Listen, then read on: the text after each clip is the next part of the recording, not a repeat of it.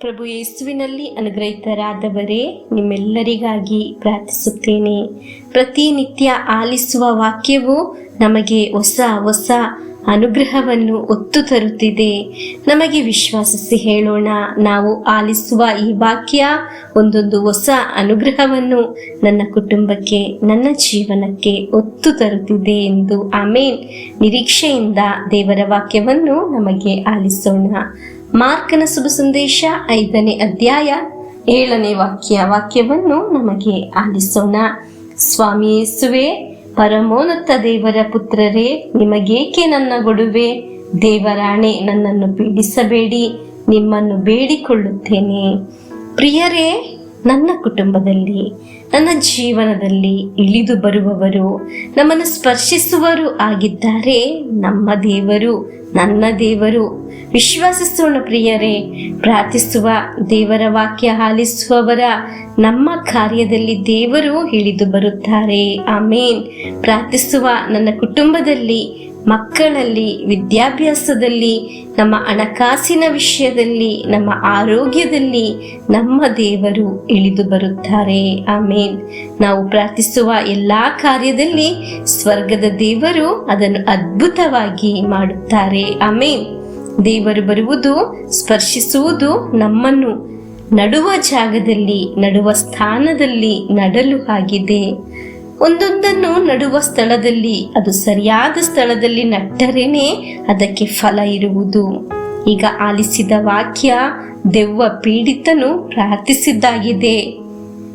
ದೆವ್ವ ಅವನನ್ನು ಸೋಲಿಸಲು, ಅವನ ಭವಿಷ್ಯವನ್ನು ನಷ್ಟ ಮಾಡಲು ಇರುವ ಸ್ಥಳದಲ್ಲಿ ಆಗಿದ್ದೇ ನೆಟ್ಟಿದ್ದು.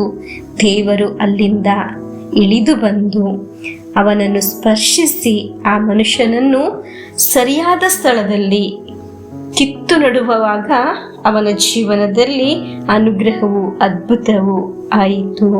ಅವನನ್ನು ದೇವರು ಶುಭ ಸಂದೇಶಕ, ಪ್ರಚಾರಕರಾಗಿ ಮಾಡಿದರು. ನಮಗೆ ಲೂಕನ ಶುಭ ಸಂದೇಶ 5ನೇ ಅಧ್ಯಾಯ 20ನೇ ವಾಕ್ಯವನ್ನು ಆಲಿಸೋಣ.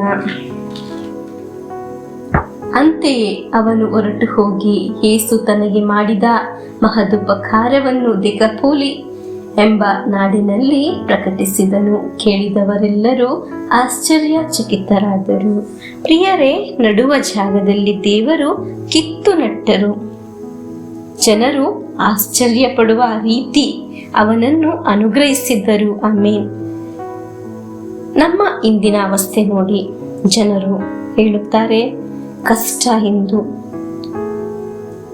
ಎಂದು ಹೇಳುತ್ತಿರಬಹುದು. ಆದರೆ ದೇವರ ವಾಕ್ಯ ಆಲಿಸುವ ನನ್ನ ನಿನ್ನ ದೇವರು ಆ ಅವಸ್ಥೆಗೆ ಇಳಿದು ಬಂದು ನಡುವ ಜಾಗದಲ್ಲಿ ನಿಟ್ಟು ಅನುಗ್ರಹವನ್ನಾಗಿ, ಅದ್ಭುತವನ್ನಾಗಿ ಮಾಡುವಾಗ ಜನರು ಆಶ್ಚರ್ಯಚಕಿತರಾಗುತ್ತಾರೆ. ಆಮೇನ್. ಪ್ರಿಯರೇ, ಇಂದು ವಾಕ್ಯ ಆಲಿಸುತ್ತಾ ಇರುವುದು ನೀನಾಗಿರುವ ಈ ಹೀನ ಸ್ಥಿತಿಯಿಂದ ದೇವರು ಕಿತ್ತು ನಡಲು ಉದ್ದೇಶ ಇರುವುದರಿಂದ. ಆಮೇನ್. ನಮ್ಮ ಜೀವನವನ್ನು ಇಂದು ಆಲಿಸಿದ್ದ ವಾಕ್ಯದಲ್ಲಿ ಸಮರ್ಪಿಸಿ ಪ್ರಾರ್ಥಿಸಿ ಪ್ರಭು ಯೇಸುವಿನ ಆಶೀರ್ವಾದವನ್ನು ಸ್ವೀಕರಿಸೋಣ. ಈ ಧ್ಯಾನ ಮಂದಿರದಲ್ಲಿ ಉಪವಾಸನ ಪ್ರಾರ್ಥನೆಯಲ್ಲಿ ನಿಮ್ಮೆಲ್ಲರನ್ನು ನೆನೆಸಿ ಪ್ರಾರ್ಥಿಸುತ್ತಿದ್ದೇವೆ. ಆಮೇನ್. ನಮ್ಮೇ ಪ್ರಭು ಯೇಸು ಕ್ರಿಸ್ತರ ವರಪ್ರಸಾದವು, ದೇವರ ಪ್ರೀತಿಯು, ಪವಿತ್ರಾತ್ಮರ ಅನ್ಯೋನ್ಯತೆಯು ನಿಮ್ಮೊಡನ ಇರಲಿ. ರೋಗದಿಂದ, ಅಪಘಾತದಿಂದ, ವಂಚನೆಯಿಂದ, ನಿರಾಶೆಯಿಂದ ಸ್ವರ್ಗದ ದೇವರು ನಿಮ್ಮನ್ನು ಅದ್ಭುತವಾಗಿ ಸಂರಕ್ಷಿಸಲಿ. ದೀರ್ಘಾಯುಸ್ಸು, ಆರೋಗ್ಯ, ಸಮಾಧಾನ, ಸಂತೋಷ ಉಂಟಾಗಲಿ. ಪಿತನ, ಸುತನ, ಪವಿತ್ರಾತ್ಮರ ನಾಮದಲ್ಲಿ ಆಮೇನ್.